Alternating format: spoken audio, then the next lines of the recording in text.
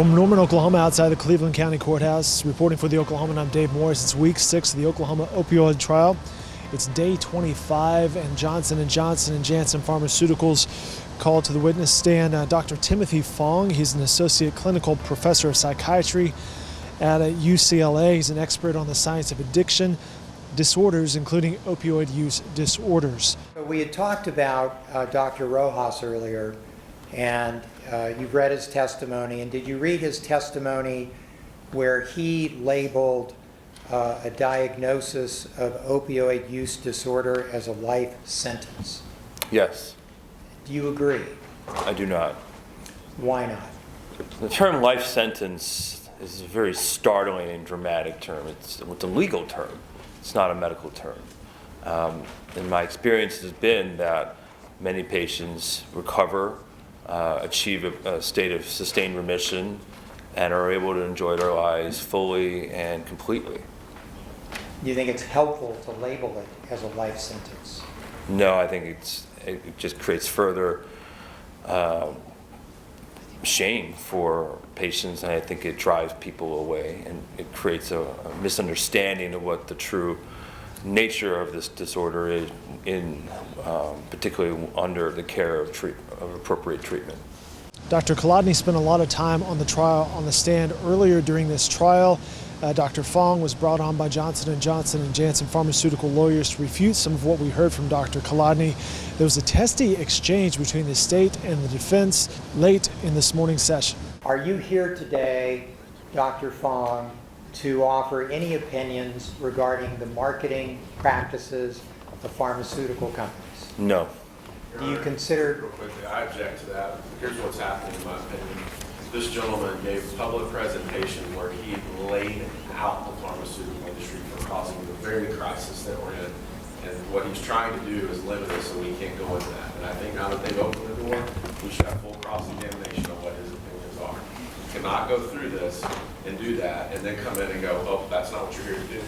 It's not fair. And that's not why I want to go on board our owner to have a full opportunity to cross-examine on what he said related to that entire presentation. Let me be clear, Your Honor. Let me be clear. Dr. Fong is not an expert on marketing. He's not an expert on causation. He hasn't been asked to form any opinions, nor would he have the education, training, and experience to offer opinions that would be properly before the court. We have no intent to ask him questions about that.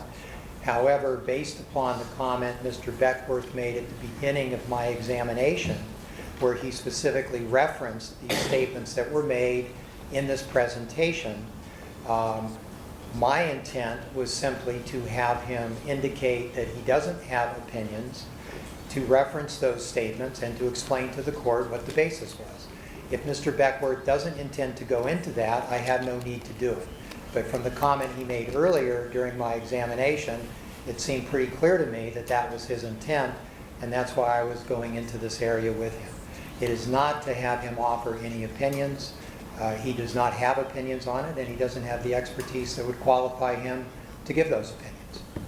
Just real quick, Your Honor, it's a very long and detailed outline where the questions and the slides are clearly part of what the preparation was. And they brought this witness here to have him try to explain away what he said in public before he was paid by this drug company, before he was asked to testify in court. We just heard the gentleman testify. He had never looked at these studies before. And I guarantee they were given to him by this drug company after we brought this up at open court. All I'm asking is to have the opportunity to fully cross-examine him about the statements he's made related to this study and whatever else he said. I don't care if they qualify or not, but I have to have the right to fully cross-examine, that's all. I'm not sure if that's an objection. Yes. Or what. I will treat your objection as, well, I'll delay making any rulings until you begin your cross-examination. I'll probably wait for Mr. Yoder's objection, and we can address it at that time. You bet. Thank you. You know, Mr. Beckworth has often offered stipulations as a way to avoid things, and if they're willing to stipulate that they won't ask those questions, then I certainly have no reason to go into it, but I'm assuming he won't agree to that stipulation. We are not going to agree to not be able to cross-examine this gentleman about the many times publicly he has said that the drug industry is responsible for the crisis that we have here. And I don't think it's a laughing matter, Mr. Yoder, nor do any of the families who have lost children due to this. I think it's funny, huh?